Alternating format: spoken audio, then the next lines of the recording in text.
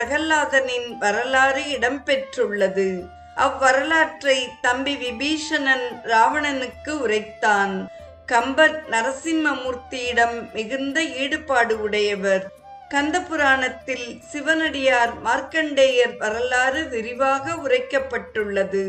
அவ்வரலாற்றை காசிப முனிவர் சூரன் முதலான தமது பிள்ளைகளுக்கு உரைத்தார்.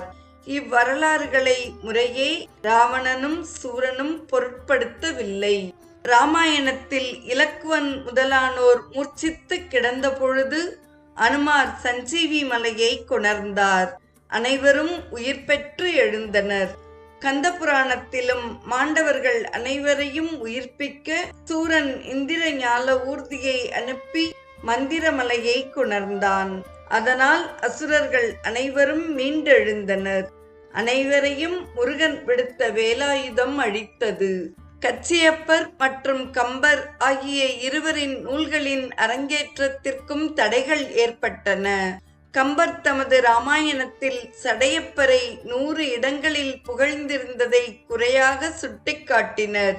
பின்னர் கம்பர் சடையப்பரை புகழும் பாடல்களை 10 குறைத்து கொண்டார்.